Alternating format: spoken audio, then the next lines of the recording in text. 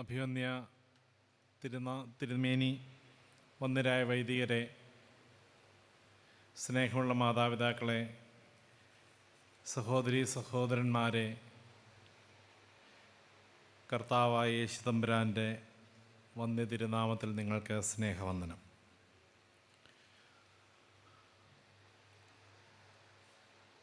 ലോകപ്രശസ്തമായ മാരാമൺ കൺവെൻഷൻ്റെ ഒരു സെഷനിൽ പ്രസംഗിക്കണമെന്ന് എന്നെ വിളിച്ചപ്പോൾ ഞാൻ അത്ഭുതപ്പെട്ടു പോയി. ഈ കുടുംബവേദിയിൽ വളരെ അപ്രതീക്ഷിതമായാണ് ഞാൻ എത്തപ്പെടുന്നത്.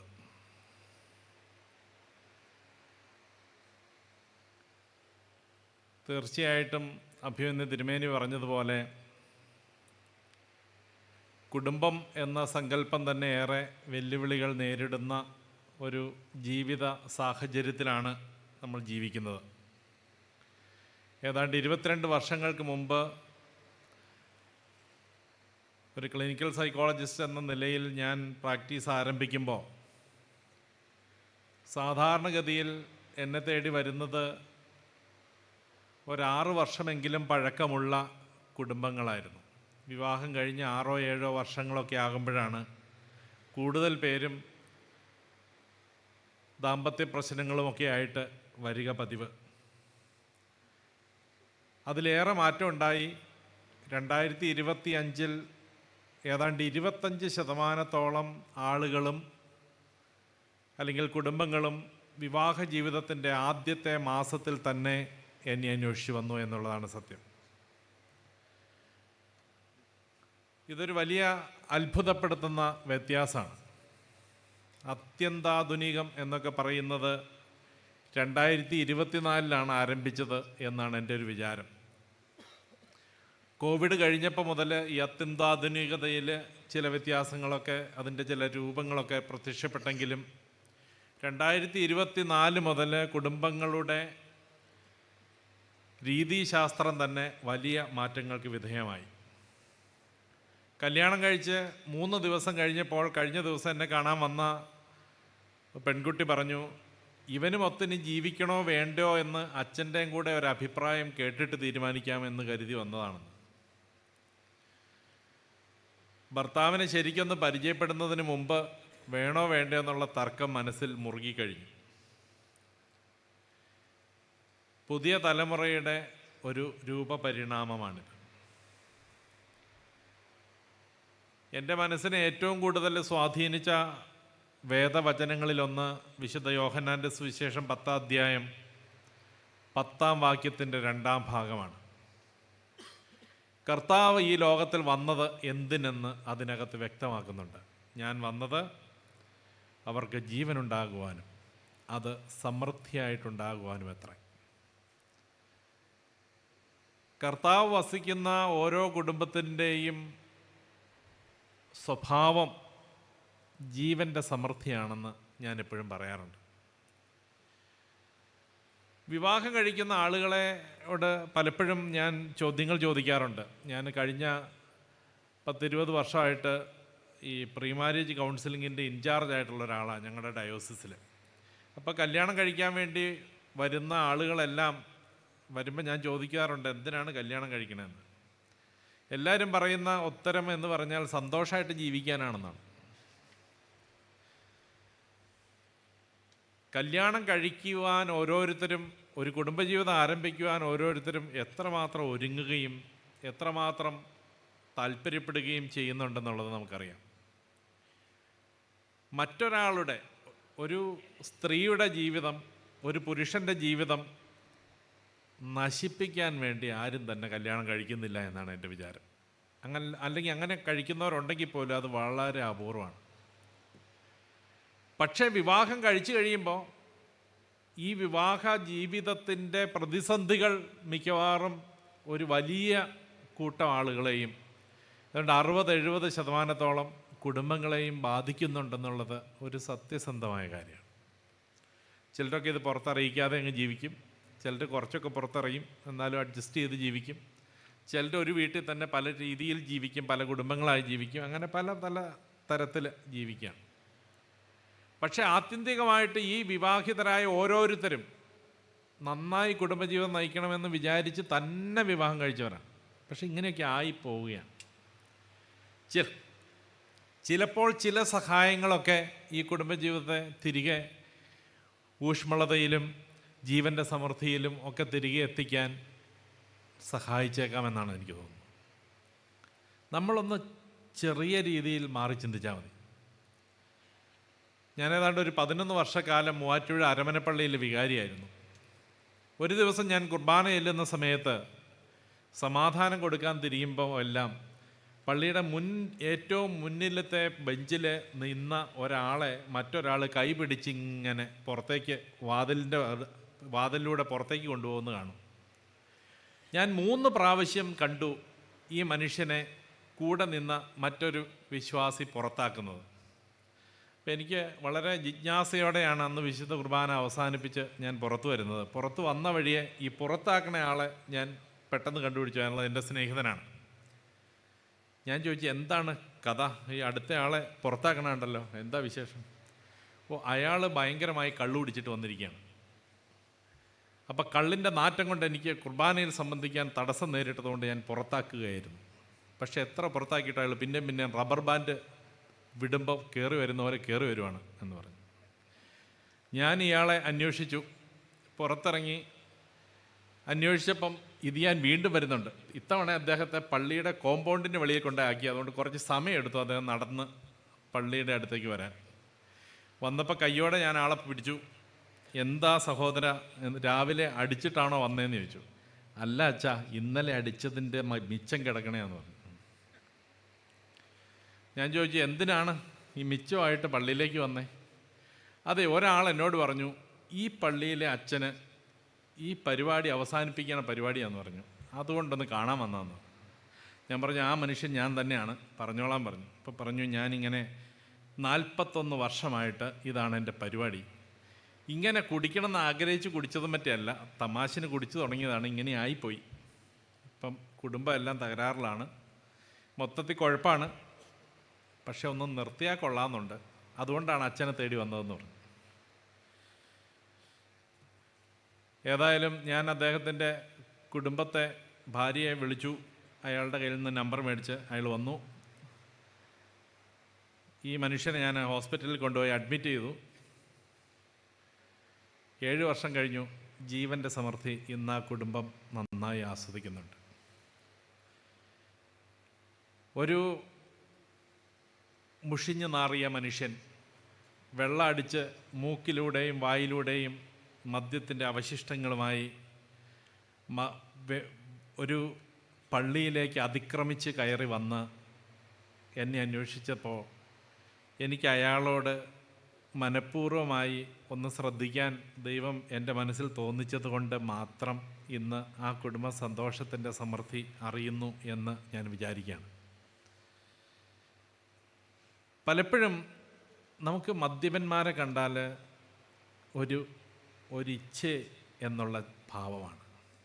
വെള്ളം അടിച്ച് ബോധമില്ലാതെ നടക്കുന്നു എന്നുള്ളതാണ് ചിന്ത. ഈ മനുഷ്യരെ ഇടവകകളിലുണ്ടെങ്കിൽ നമ്മൾ ഭവന സന്ദർശനത്തിന് പോകുമ്പം കപ്പ്യാരോ അല്ലെങ്കിൽ ട്രസ്റ്റിയോ സെക്രട്ടറി ആരെങ്കിലും കൂടെ ഉണ്ടെങ്കിൽ പറയും, ഓ അവിടെ കയറണ്ട, ഒരു രാവിലെയൊക്കെ ആണെങ്കിൽ കയറിയാൽ മതി, വൈകുന്നേരം അവിടെ കയറിയാൽ ശരിയാവില്ല അച്ഛന്ന് പറയും. നമുക്ക് അത്രയൊന്നും പഥ്യമല്ല ഇങ്ങനെയുള്ള മനുഷ്യരെ. നമ്മളുടെ മിനിസ്ട്രി അവർക്ക് ആവശ്യമുണ്ടെന്ന് നമുക്കൊരു ബോധ്യമില്ലെന്നാണ് എൻ്റെ വിചാരം. അറ്റ്ലീസ്റ്റ് ഞങ്ങളുടെ നാട്ടിലെങ്കിലും ശല്യക്കാരാണ്. അവിടെ ചെന്നാൽ ചിലപ്പോൾ അരി മേടിച്ച് കൊടുക്കേണ്ട വരും, അവിടുത്തെ കൊച്ചിൻ്റെ ഫീസ് കെട്ടേണ്ട വരും, ഭയങ്കര ബുദ്ധിമുട്ടാണ്. ഇങ്ങനെ കുറേ ശപിക്കപ്പെട്ട ജന്മങ്ങൾ നമ്മുടെ എല്ലാം ഇടവകളിലും കുടുംബങ്ങളിലും ഒക്കെ ഉണ്ടാവാം. പക്ഷേ നമ്മുടെ ഒരു ചിന്ത ഇവന്മാരൊക്കെ തോന്നിയവാസികളായതുകൊണ്ടാണ് ഇങ്ങനെ ആയിപ്പോയെന്നാണ്. എന്നാൽ ഒരിക്കലും അല്ല. മദ്യപിക്കുന്നവരിൽ എത്രയോ മാന്യന്മാരുണ്ട് നമ്മുടെ സമൂഹത്തിൽ, നമ്മുടെ അറിവിലും പരിചയത്തിലും ഒക്കെ വളരെ ഡീസൻ്റായിട്ട്, വളരെ സൽസ്വഭാവികളായിട്ട്, വളരെ ഭംഗിയായിട്ട് ജീവിക്കുന്ന ആളുകളിൽ പലരും നമ്മളറിയാതെ വല്ലപ്പോഴുമൊക്കെ ഒരു ശകലം അടിക്കുന്നവരൊക്കെ ആയിരിക്കാം. ഒരു പക്ഷേ നമ്മൾ ഈ കണ്ടുപിടിക്കുന്ന ദുഷ്ടന്മാരായ അല്ലെങ്കിൽ കൊള്ളരുതാത്തവരെന്ന് നമ്മൾ ബ്രാൻഡ് ചെയ്യുന്ന ഈ മദ്യപന്മാരും ഇതുപോലൊക്കെ തന്നെ ആയിരിക്കും ഒരിക്കൽ ആരംഭിച്ചത്. പക്ഷേ അവരറിയാതെ അവർ രോഗത്തിലേക്ക് പോവുകയാണ്. മദ്യാസക്തി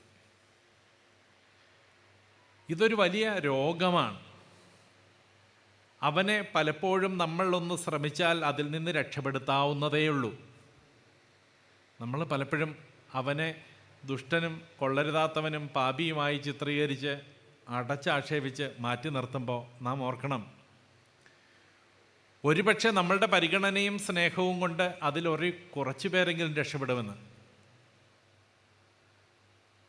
മടുത്തു പോകാതെ അവരെ അന്വേഷിക്കാൻ നമുക്ക് കരുത്തുണ്ടെങ്കിലേ മദ്യാസക്തരെ രക്ഷപ്പെടുത്താൻ പറ്റൂ.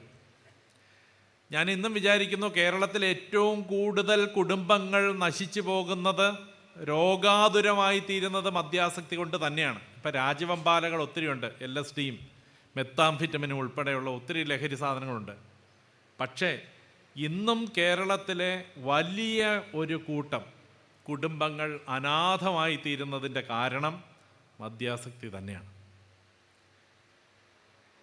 മദ്യം ഒരു ചെറിയ അളവിൽ കുടിക്കുന്നത് പോലും ശരീരത്തിനും മനസ്സിനും ആത്മാവിനും കൊള്ളില്ലെന്ന് വിശ്വസിക്കുകയും പഠിപ്പിക്കുകയും ചെയ്യുന്ന ആളാണ് ഞാൻ. പക്ഷേ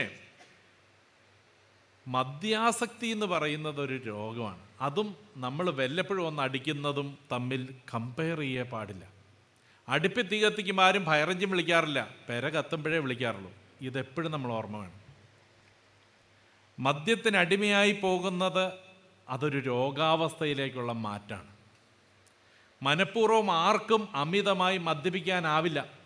ഞാൻ മദ്യപിക്കാത്ത ആളാണ്. പക്ഷെ ഞാനിപ്പോൾ ഇവിടെ ഇരുന്ന് കുടിക്കാൻ തുടങ്ങിയാൽ എനിക്കൊരു ലിമിറ്റുണ്ട്. ചിലപ്പോൾ 1 പെഗ്ഗോ 1.5 പെഗ്ഗോ 2 പെഗ്ഗോ ആകുമ്പോൾ ഞാൻ ഓഫായി പോകും. നമ്മുടെ ശരീരത്തിന്, നമ്മുടെ എല്ലാ മനുഷ്യരുടെ ശരീരത്തിന് മദ്യത്തെ 3 പെഗ്ഗിലധികം കുടിക്കുന്നതിന് മുമ്പ് പ്രതിരോധിക്കാൻ ഉള്ള ശേഷിയുണ്ട്. ഒന്നുമല്ലെങ്കിൽ നമ്മൾ ഓഫായി പോവും, ഇല്ലെങ്കിൽ ഛർദ്ദിക്കാൻ തുടങ്ങും. ഇത് ശരീരത്തിൻ്റെ മെക്കാനിസമാണ്. ഈ മെക്കാനിസം ചുരുക്കം പേരിൽ നഷ്ടപ്പെട്ടു പോകുന്ന പ്രവണതയുണ്ട്. ഇങ്ങനെ നഷ്ടപ്പെടുമ്പോഴാണ് അവർക്ക് അമിതമായി കുടിക്കാൻ പറ്റുന്നത്. ഇന്നലെ എന്നെ കാണാൻ വന്ന ഒരുത്തൻ എന്നോട് ചോദിച്ചു, എന്നെ മദ്യപിക്കുന്നു, വീട്ടുകാരെല്ലാം പറഞ്ഞു ഭയങ്കര കുടിയാന്ന്, എന്താ കാര്യം എന്ന് ചോദിച്ചപ്പോൾ അദ്ദേഹം പറഞ്ഞു, അച്ഛാ ഞാൻ പാമ്പാക്കടയിൽ നിന്ന് വണ്ടി ഓടിച്ചാണ് ഇവിടെ വന്നത്. ഇന്ന് നേരം വെളുത്തിട്ട് 11 മണിയായുള്ളൂ. ഞാൻ 11 പെഗ് അടിച്ചു. 11 പെഗ് അടിച്ചിട്ടും ഞാൻ വണ്ടി ഓടിച്ച് ഇവിടെ വന്നു. എന്നോടാണോ അച്ഛൻ മദ്യത്തിന് അടിമയാണോ എന്ന് ചോദിക്കുന്നത്?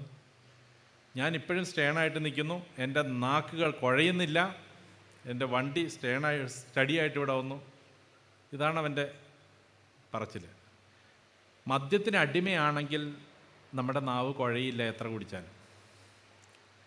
ഒരു മനുഷ്യന് അമിതമായി കുടിക്കാനും എത്ര കുടിച്ചാലും പ്രതിരോധത്തോടെ നിൽക്കാനും ഉള്ള കഴിവ് ലഭിക്കുന്ന അവസ്ഥയാണ് മദ്യാസക്തി. ഇത് രോഗമാണ്. ഇത് ആംബിയറല്ല, കഴിവല്ല. ഇവിടെ നമ്മൾ മനസ്സിലാക്കിയേ പറ്റൂ. കുടുംബങ്ങളിൽ ഇങ്ങനെയുള്ളവർ പോയി ചിലപ്പോൾ ബഹളം ഉണ്ടാക്കും, ഇങ്ങനെയുള്ളവർ രോഗികളായിത്തീരും, കുടുംബത്തിൻ്റെ ഉത്തരവാദിത്തങ്ങൾ ഏറ്റെടുക്കാതെ വരും. ഇങ്ങനെ കുടുംബം രോഗാവസ്ഥയിലേക്ക് നീങ്ങുമ്പോൾ ഓർക്കണം, ആ രോഗാവസ്ഥയിലായി പോയ കുടുംബത്തിൻ്റെ നാഥനായ ഒരു മനുഷ്യനാണ് അതിന് കാരണക്കാരനെങ്കിൽ അയാളൊരു രോഗിയാണ്. ഇപ്പോൾ ക്രൈസ്തവ സഭകളെല്ലാം ഡി അഡിക്ഷൻ സെൻ്ററുകൾ തുടങ്ങുന്നുണ്ട്. വളരെ നല്ലൊരു കാര്യമാണ്. പക്ഷേ അപ്രോച്ച് മാറുന്നില്ല. എൻ്റെ അടുത്ത് ഈ ദേശങ്ങളിൽ നിന്നൊക്കെ ആളുകൾ വന്ന് അഡ്മിറ്റ് ആവാറുണ്ട്. അതിന് കാരണം എന്താ വെച്ചാൽ, അച്ഛാ ഈ കുടിക്കുന്നത് നിർത്താൻ വേണ്ടി അഡ്മിറ്റായി എന്ന് പറഞ്ഞാൽ മോശമല്ലേ? ഈ പാർട്ടി 3 ദിവസമായിട്ട് ഓടെ കിടന്നതാണ്, ഒരു മോശമില്ല.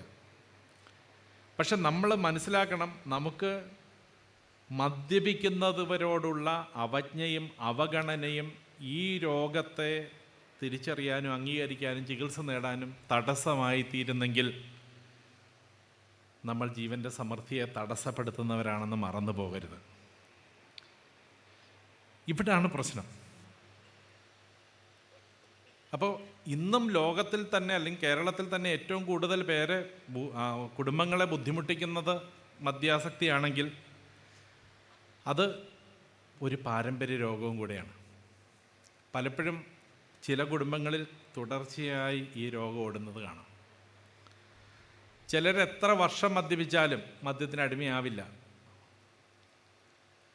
ചിലർ, ഞാനൊരിക്കൽ ഓർക്കുന്നു, ഞാനൊരു IPS ഉദ്യോഗസ്ഥനെ ചികിത്സിച്ച കാര്യം എപ്പോഴും ഓർക്കുന്നു. അദ്ദേഹം മദ്രാസിലെ ഒരു IPS ഉദ്യോഗസ്ഥനാണ്.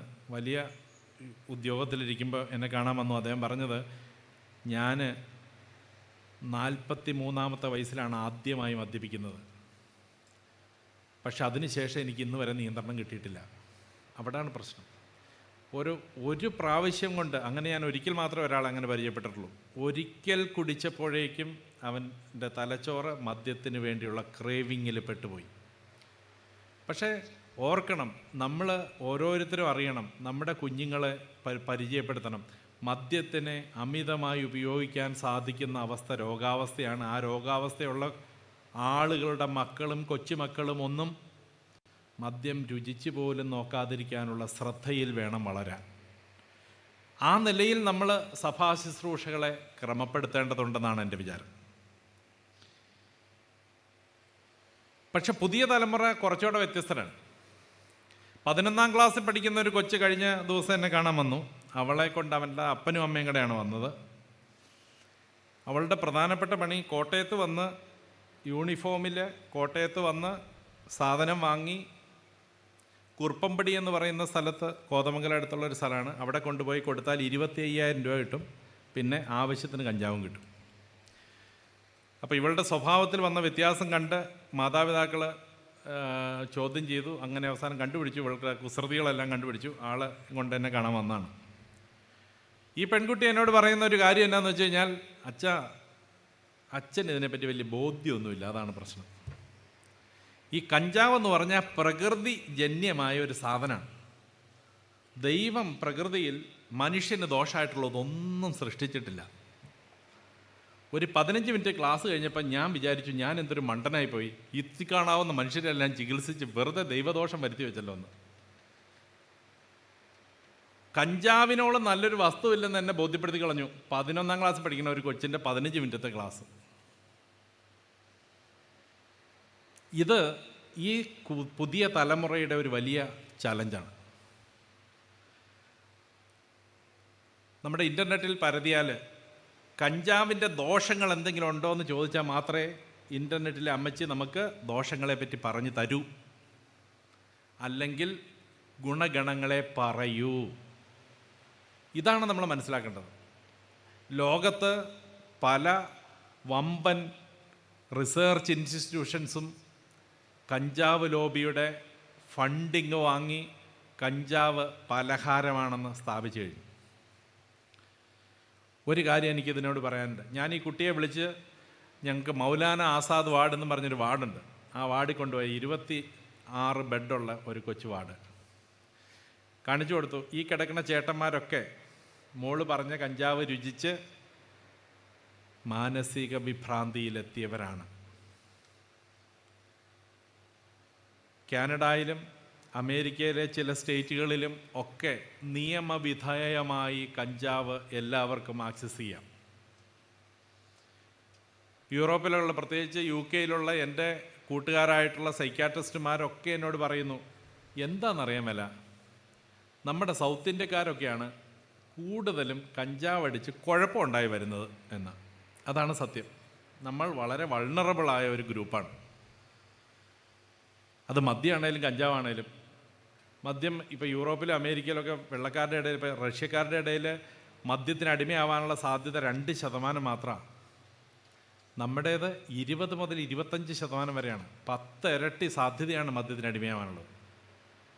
സൗത്ത് ഇന്ത്യൻ കമ്മ്യൂണിറ്റിക്ക് ഇത്തരത്തിലുള്ള സൈക്കോട്രോപിക് ഡ്രഗുകളോടുള്ള പ്രശ്നം വളരെ കൂടുതലാണ്. മദ്യാസക്തി പോലെ തന്നെ ഒരു പ്രശ്നമാണിത്. കഞ്ചാവ് അടിക്കുന്നവരിൽ ഏതാണ്ട് 90% പേര് 3 വർഷത്തിനുള്ളിൽ സൈക്യാട്രിക് സിംറ്റംസ് ഉണ്ടാക്കുന്നു. പണ്ട് കഞ്ചാവ്, ഞാൻ മെഡിക്കൽ കോളേജിൽ പഠിക്കുന്ന സമയത്ത് കഞ്ചാവ് അടിച്ച് വരുന്നത് ആ നാട്ടിലെ ഏറ്റവും മോശക്കാരായിട്ടുള്ള മധ്യവയസ്സ് കഴിഞ്ഞ, കുറച്ച് വേണമെങ്കിൽ സൈക്യാട്രിക് പ്രോബ്ലം കൂടെ ഉള്ള ആളുകളാണ് ഈ കഞ്ചാവ് അടിച്ച് വരുന്നത്.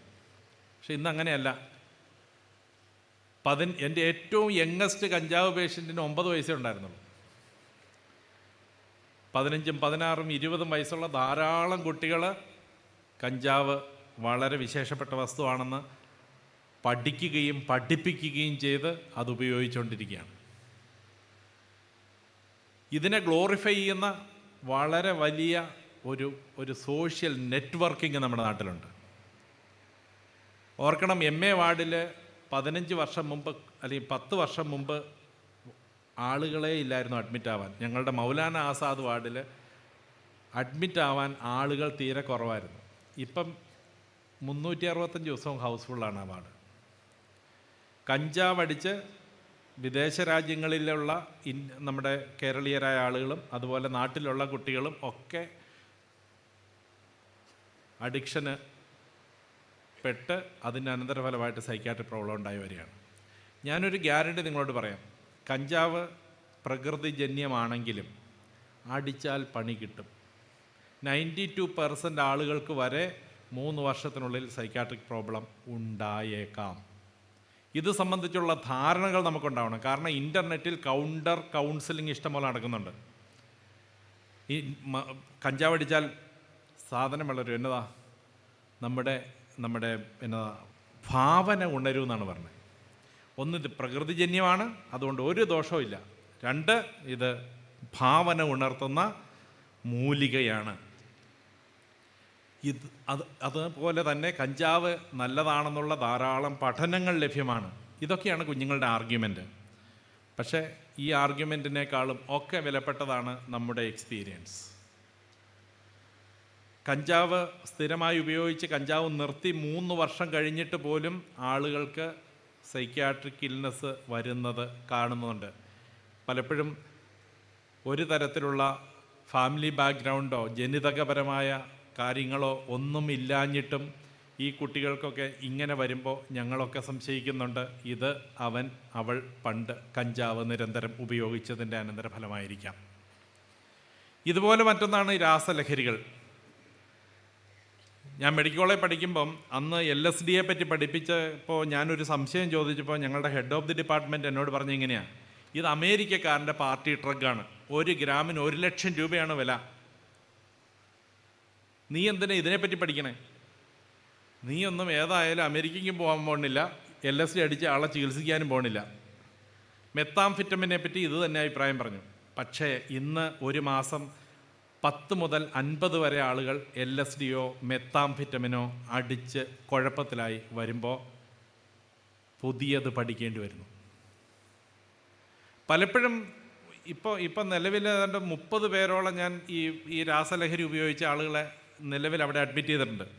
ഇവരിൽ ഭൂരിപക്ഷം പേരും വന്നത് ഏതെങ്കിലും സൈക്യാട്രിക് സിംറ്റം ആയിട്ടാണ്. ഈ മെത്തടിക്കുന്നതോ അല്ലെങ്കിൽ അതുപോലെയുള്ള മറ്റു സാധനങ്ങൾ അടിക്കുന്നതോ ഒരിക്കലും വീട്ടുകാരുടെ കൺസേണേ ആയിരുന്നില്ല. അവർ പലപ്പോഴും അറിഞ്ഞേയില്ല. പക്ഷേ സ്വഭാവത്തിൽ വ്യത്യാസം ഉണ്ടായപ്പം എന്തോ കുഴപ്പമുണ്ടല്ലോ എന്ന് വിചാരിച്ചാണ് വന്നത്. ഒരു ഡോക്ടർ ദമ്പതികൾ അവരുടെ മോളെയും കൊണ്ട് ഒരിക്കൽ വന്നു. അപ്പോൾ അവിടെ ചോദിച്ചത്, ഈ കുട്ടി കഴിഞ്ഞ 4 ദിവസമായിട്ട് ഉറങ്ങുന്നില്ല, വളരെ എക്സൈറ്റഡാണ്, എന്തൊക്കെയോ ഒരു വ്യത്യാസം കാണുന്നു സ്വഭാവത്തിൽ. അപ്പോൾ പീഡിയാട്രീഷ്യൻ പറഞ്ഞു, അച്ഛനെ ഒന്ന് കാണിക്കാൻ പറഞ്ഞു, അതുകൊണ്ട് വന്നതെന്ന് പറഞ്ഞു. ഞാൻ ഇങ്ങനെ ചോദിച്ചു, ഈ കൊച്ച് മെത്ത് പോലെയുള്ള ഏതെങ്കിലും സാധനം ഉപയോഗിക്കുന്നതായിട്ട് അറിയാവോ എന്ന് ചോദിച്ചു. അപ്പോൾ ഇല്ല, ഒരിക്കലും ഇല്ല എന്ന് പറഞ്ഞു. പക്ഷേ ഞാൻ അവരുടെ കൺവിൻസിങ് ആയിട്ടുള്ള ആൻസർ ആണെങ്കിലും ഞാൻ ആ കുട്ടിയുടെ യൂറിൻ പരിശോധിച്ചപ്പം മെത്താംഫെറ്റമിൻ പോസിറ്റീവാണെന്ന് കണ്ടു. ഉടനെ തന്നെ കുഞ്ഞിനോട് സംസാരിച്ചപ്പോൾ എനിക്കൊരു കാര്യം മനസ്സിലായി. 4 ദിവസം മുമ്പ് ഒരു പാർട്ടിക്ക് പോയിരുന്നു, ഒരു ബർത്ത്ഡേ പാർട്ടിക്ക്. അവിടെ എല്ലാവർക്കും അടിച്ചു പൊളി പാട്ടുകളൊക്കെ ഉണ്ടായിരുന്നു, ചെറിയ രീതിയിൽ നല്ല DJ പാർട്ടിയൊക്കെ ഉണ്ടായിരുന്നു. അതിന് ശേഷമാണ് ഈ വ്യത്യാസം. അപ്പോൾ അവിടെ നിന്ന് മെത്ത് കുട്ടിക്ക് അറിഞ്ഞോ അറിയാതെ കിട്ടിയിട്ടുണ്ട്. ഇവിടെയാണ് പ്രശ്നം. പലപ്പോഴും നമ്മൾ അറിഞ്ഞുകൊണ്ട് വേണമെന്ന് പോലുമില്ല. മെത്താംഫെറ്റമിൻ പോലുള്ള രാസലഹരികൾ ഒരിക്കൽ ഉപയോഗിച്ചാൽ പോലും ചിലപ്പോൾ പണി കിട്ടും. ഒരു പ്രാവശ്യം മാത്രം ഉപയോഗിച്ച് സൈക്യാട്രിക് സിംറ്റംസ് ഉണ്ടായ അനേകം പേരെ ഞാൻ കണ്ടിട്ടുണ്ട്. അന്ന് 1 ലക്ഷം രൂപ വിലയുണ്ടായിരുന്ന സാധനത്തിന് മെത്താംഫെറ്റമിൻ ഇപ്പോൾ ഗ്രാമിന് 1000 രൂപയ്ക്ക് കിട്ടും. പണ്ട് അമേരിക്കക്കാരുടെ പാർട്ടി ട്രക്കായിരുന്ന സാധനം ഇപ്പോൾ കളമശ്ശേരിയിൽ ഇഷ്ടം പോലെ കാച്ചിയെടുക്കുന്നുണ്ട്. ഇവിടാണ് പ്രശ്നം. ലഭ്യതയുടെ ഒരു വലിയ ലഭ്യത, അതുപോലെ തന്നെ ഇതിൻ്റെ കുറഞ്ഞ വില, ഇത് രണ്ടും ഇത്തരത്തിലുള്ള രാസലഹരികളിലേക്ക് മനുഷ്യനെ വല്ലാതെ ആകർഷിക്കുന്നുണ്ട്, പ്രത്യേകിച്ച് പുതിയ തലമുറയെ. ഇത് പലപ്പോഴും പ്രൊമോട്ട് ചെയ്യുന്നത് ഇതുപോലുള്ള DJ പാർട്ടികൾ പോലെയുള്ള വളരെ കുട്ടികളെ ആകർഷിക്കുന്ന, എക്സൈറ്റ്മെൻറ്റ് കൊടുക്കുന്ന നല്ല എൻ്റർടൈൻമെൻറ്റ് സംഗതികളിലൂടെയാണ്. അപ്പം അവിടെ അതിനൊരു ഒരു ഒന്നിൻ്റെ കൂടെ ഒരു തള്ളെന്ന് പറഞ്ഞ പോലെ എക്സൈറ്റ്മെൻറ്റ് കൊടുക്കുന്ന പാട്ടിൻ്റെ കൂടെ ഒരു ലഹരിയും കൂടെ അഡീഷണലായിട്ട് ഇത് കൊടുക്കുന്നു, ഇൻട്രൊഡ്യൂസ് ചെയ്യപ്പെടും. പതുക്കെ അവരെല്ലാം ഇതിലേക്ക് പോവുകയാണ്. ഒരു പ്രാവശ്യത്തെ ഉപയോഗം പോലും ബ്രെയിനിൻ്റെ, തലച്ചോറിൻ്റെ രാസഘടനയിൽ കാര്യമായ തകരാറുണ്ടാക്കുകയും കടുത്ത രോഗങ്ങളിലേക്ക് കൊണ്ടുപോവുകയും ചെയ്തേക്കാം എന്നുള്ളതാണ് ഇതിൻ്റെ ഒരു പ്രശ്നം. കുടുംബങ്ങൾ ഇതിനെപ്പറ്റി കുറച്ചെങ്കിലും തിരിച്ചറിവുള്ളവരാവണം. കുടുംബത്തെ നയിക്കുന്ന, കുടുംബത്തെ കൊണ്ടു നടക്കുന്ന, കുടുംബത്തെമായി നിരന്തരം ഇടപെടുന്ന അച്ഛന്മാരെ പോലെയുള്ള, സുവിശേഷകരെ പോലെയുള്ള ആളുകൾക്കും ഇത് സംബന്ധിച്ചുള്ള ഒരു ധാരണയുണ്ടാവും. അതാണ് പ്രശ്നം. ഇതുപോലെ അടുത്തൊരു വലിയൊരു ഒരു പ്രശ്നമാണ് അഭിയൻ തിരുമേനി കുറച്ച് മുമ്പ് സൂചിപ്പിച്ചു, നമ്മുടെ സൈബർ അഡിക്ഷൻ. ഇതും ഒരു വലിയ പ്രശ്നമാണ്. പണ്ടൊക്കെ ബ്ലൂ വെയിൽ പോലെയുള്ള ഗെയിമുകളൊക്കെ വന്നപ്പോഴും കുറേ പേരെ നമ്മൾ കണ്ടു. കഴിഞ്ഞ ദിവസം ഹൈദരാബാദിൽ 2 സഹോദരിമാർ ആത്മഹത്യ ചെയ്തു. അതുപോലെ തന്നെ കഴിഞ്ഞ ദിവസം നമ്മുടെ എറണാകുളത്ത് ഒരു പെൺകുട്ടി ആത്മഹത്യ ചെയ്തു. ഇതെല്ലാം പലപ്പോഴും ഈ സൈബർ അഡിക്ഷനുമായി ബന്ധപ്പെട്ട്, അതുമായി ബന്ധപ്പെട്ട ചില സംസ്കാരങ്ങളുടെ ഒരു രീതിയൊക്കെ ആയിട്ടാണ്. എല്ലാവരുടെയും കയ്യിൽ മൊബൈൽ ഫോണുണ്ട്. പക്ഷേ എല്ലാവർക്കും ഇത് ദോഷമായി തീരുന്നില്ല. ചുരുക്കം പേർക്കേ ഇത് പ്രോബ്ലം ആവുന്നുള്ളൂ. ചിലർക്ക് ഗെയിമാകും, ചിലർക്ക് സോഷ്യൽ മീഡിയ ആയിരിക്കാം, ചിലർക്ക് ഷോപ്പിംഗ് സൈറ്റുകളായിരിക്കാം. കഴിഞ്ഞ ദിവസം എന്നെ കാണാൻ ഒരു അമ്മച്ചി വന്നു. അമ്മച്ചി എന്ന് പറഞ്ഞാൽ 60 വയസ്സിനോടടുത്ത് പ്രായമുള്ള ഒരാൾ. ആ സ്ത്രീ ഇപ്പം വീട്ടിൽ കഞ്ഞി വയ്ക്കുന്നില്ല, കറി വയ്ക്കുന്നില്ല, വീട്ടിലെ കാര്യങ്ങളൊന്നും ശ്രദ്ധിക്കുന്നില്ല എന്നുള്ളതാണ് ഭർത്താവിൻ്റെയും മക്കളുടെയും ഒക്കെ ഒരു ആക്ഷേപം.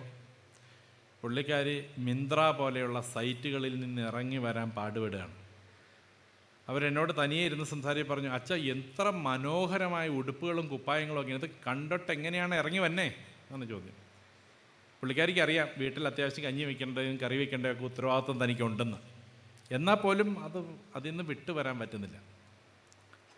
അപ്പം ഒന്ന് ആലോചിച്ച് നോക്കണം, ഒരു ദോഷമുള്ള സാധനമല്ലോ ഷോപ്പിംഗ് സൈറ്റ്. അതുപോലും ചിലർക്ക് അഡിക്ഷനിന് കാരണമാവുന്നുണ്ടെന്ന് നമ്മൾ അറിയണം. അപ്പോൾ എൻ്റർടൈൻമെൻറ്റ് പർപ്പസിന് വേണ്ടി നമ്മുടെ മൊബൈൽ ഫോണുകളും അല്ലെങ്കിൽ കമ്പ്യൂട്ടറുകളും ഒക്കെ ഉപയോഗിക്കുമ്പോൾ അതിനൊക്കെ ചില പരിധികൾ വേണ്ടേ എന്നുള്ളതാണ് ചോദ്യം. കൊറിയൻ ക്രൈസാണ് അടുത്തത്. കഴിഞ്ഞ ദിവസം വളരെ മേജറായിട്ടുള്ള ഒരു സൂയിസൈഡ് അറ്റംപ്റ്റിന് ശേഷം ഒരു കുട്ടി വന്നു. അത് ഇതുപോലെ ഈ കൊറിയൻ ബാൻഡുമായിട്ടുള്ള ബന്ധത്തിൽ ഭയങ്കരമായ ഒരു സൈക്കോളജിക്കൽ അഡിക്ഷൻ അതുമായിട്ടുണ്ടായി. അതിനകത്ത് ഒരാളെ പ്രേമിക്കുന്നതായിട്ട് ആ കുട്ടിക്ക് തോന്നി. അങ്ങനെ പതുക്കെ ഒരു സൈക്യാട്രിക് സിംറ്റംസ് ആ കുട്ടി അതുമായിട്ട് അസോസിയേറ്റ് ചെയ്ത് പ്രകടിപ്പിച്ച് അങ്ങനെയാണ് വരുന്നത്. ഈ കൊറിയൻ പാട്ട് കേൾക്കുന്ന എല്ലാവർക്കും ഇത് ദോഷമല്ല, ഷോപ്പിംഗ് സൈറ്റിൽ കയറുന്ന എല്ലാവർക്കും ഇത് പ്രോബ്ലം അല്ല. പക്ഷെ കുറച്ച് പേരെങ്കിലും ഇതിനകത്ത് പെട്ടുപോകുന്നുണ്ടെന്നുള്ള കാര്യം നമ്മൾ മനസ്സിലാക്കിയേ പറ്റും. ഇപ്പം ഞാനീ പറഞ്ഞു വരുന്നത് എല്ലാ മനുഷ്യരെയും പൊതുവായിട്ട് ബ്രാൻഡ് ചെയ്യാൻ ശ്രമിക്കുകയല്ല വേണ്ടേ. നമ്മുടെ കൂടെ ജീവിക്കുന്ന ആളുകൾ വളരെ വ്യത്യസ്തരായ ആളുകളാണ്, വളരെ വ്യത്യസ്തമായ പ്രശ്നങ്ങളിലൂടെ കടന്നു പോകുന്ന ആളുകളാണ്. അപ്പോൾ നമുക്കിതൊക്കെ കാണുമ്പോൾ തമാശ കളിയാക്കാൻ തോന്നും, ഇങ്ങനെയൊക്കെ തോന്നുമെങ്കിലും ഈ മനുഷ്യൻ്റെ മനസ്സുകൾ വളരെ വ്യത്യാസപ്പെട്ട രീതിയിൽ പ്രവർത്തിക്കുന്നത് കൊണ്ടല്ലേ ഇവനൊക്കെ ഇങ്ങനെ വ്യത്യസ്തനായി പോയതെന്നുള്ളൊരു ചിന്ത, സന്ദേഹം നമുക്കുണ്ടെങ്കിലേ ഇവരെ സേവ് ചെയ്യാൻ പറ്റൂ എന്ന് നമ്മൾ അറിയണം.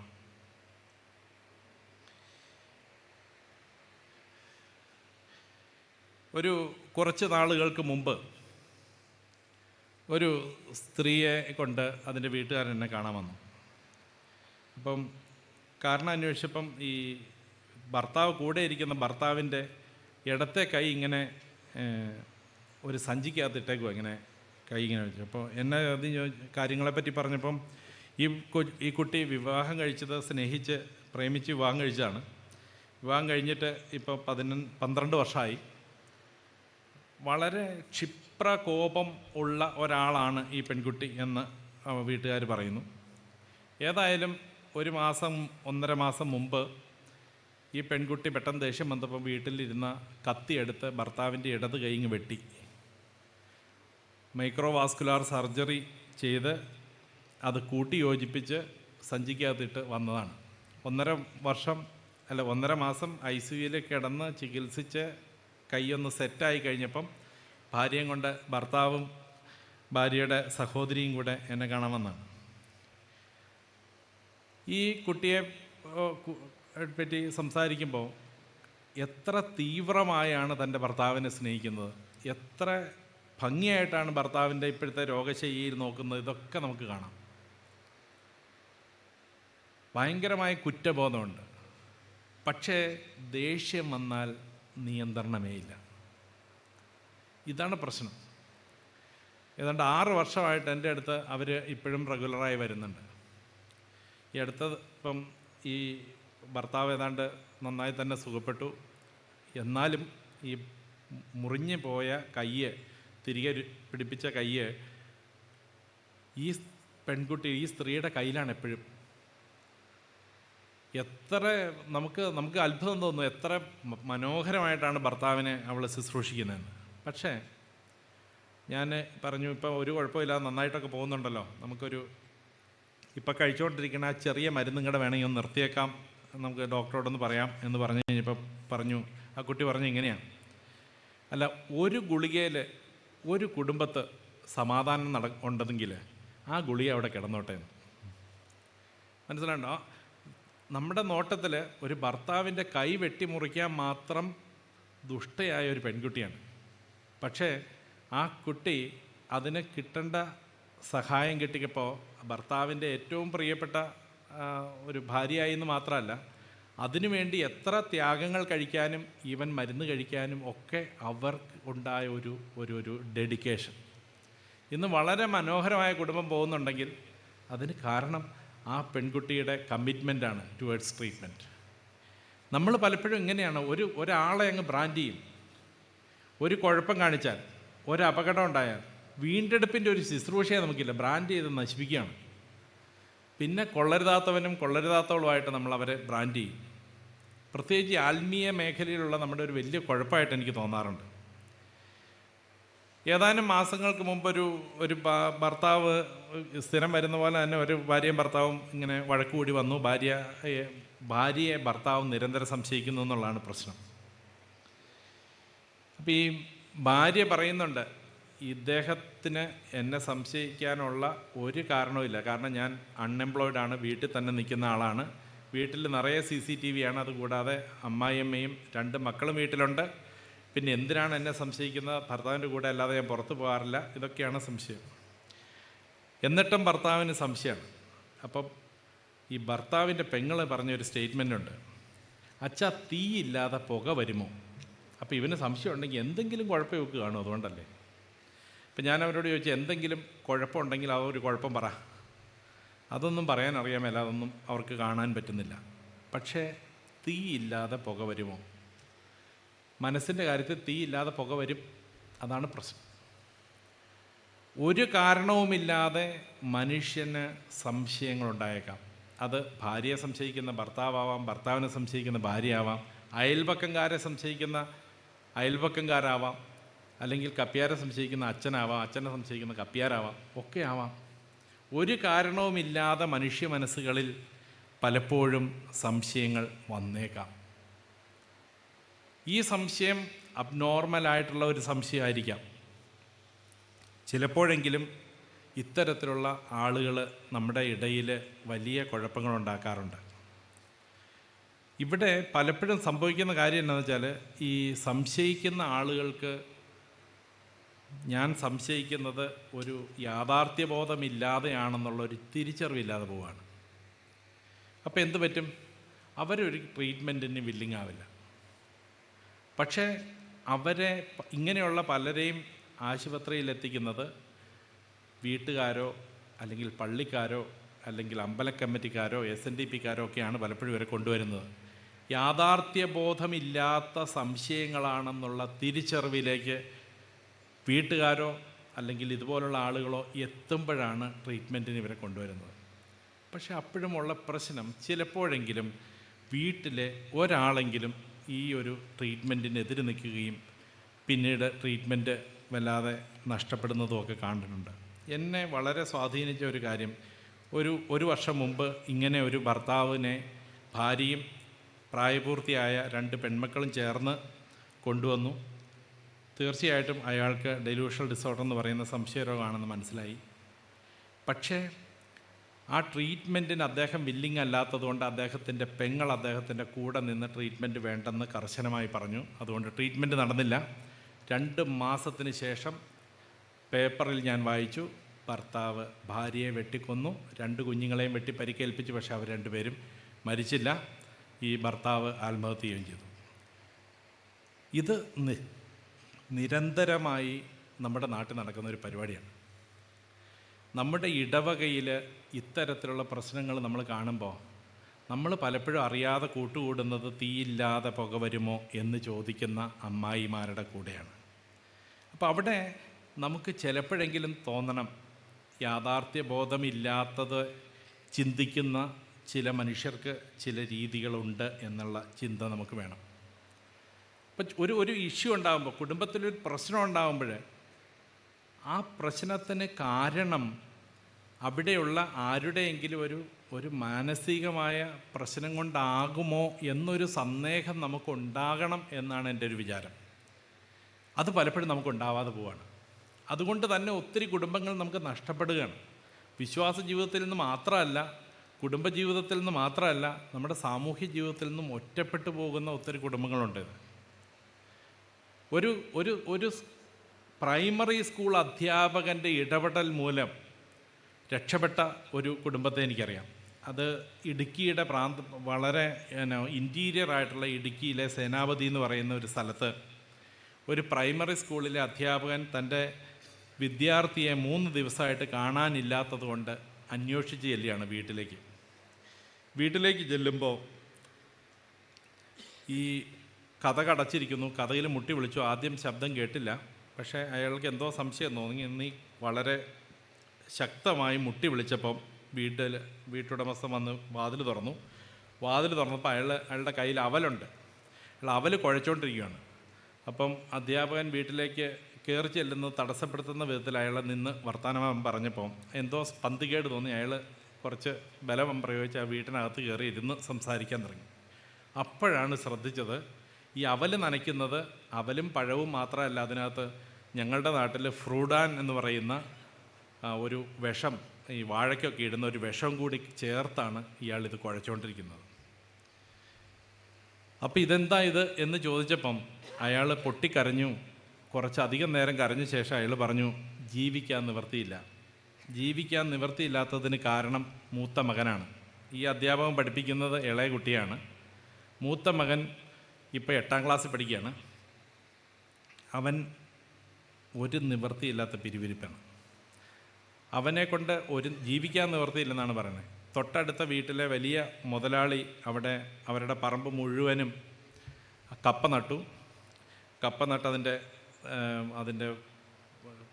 അതിൻ്റെ ചെറിയ കിളിപ്പ് വന്ന സമയത്ത് അവൻ 1000 ചില്ലുവാനം ചോട് കപ്പ നട്ട് അതിനകത്ത് 800ഓളം ചോടുകൾ ഇവൻ പറിച്ച് കളഞ്ഞു.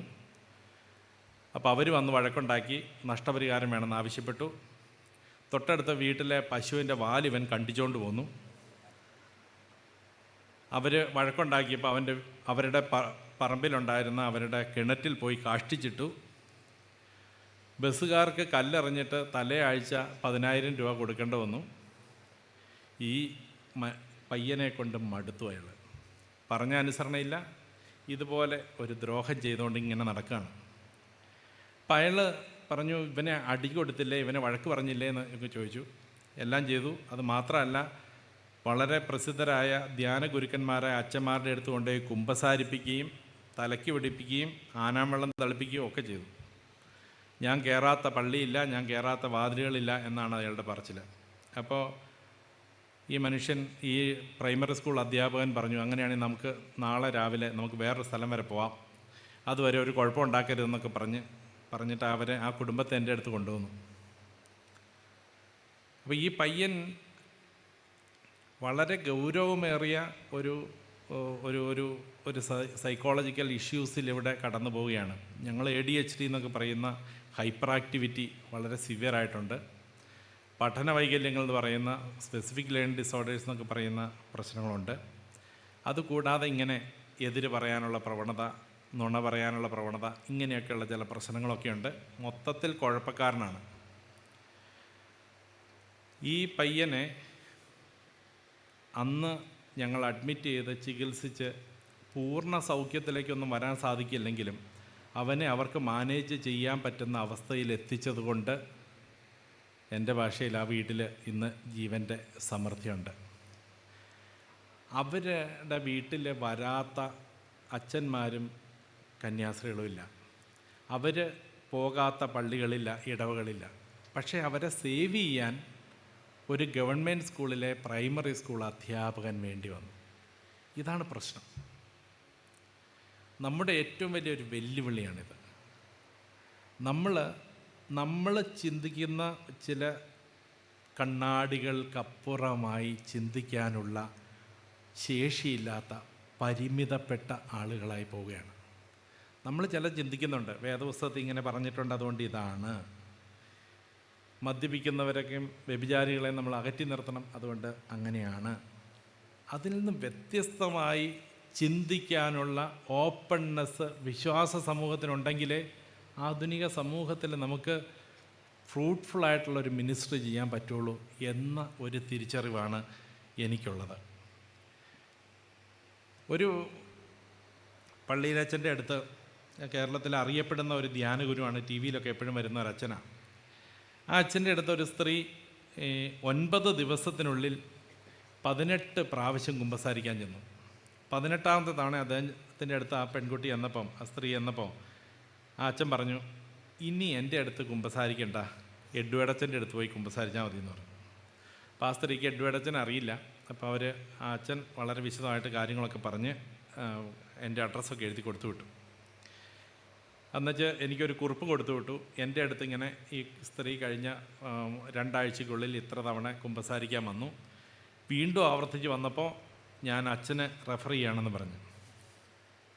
എത്ര കുമ്പസാരിച്ചിട്ടും തൃപ്തി വരാതെ വീണ്ടും കുമ്പസാരിക്കാൻ പോവുകയാണ്.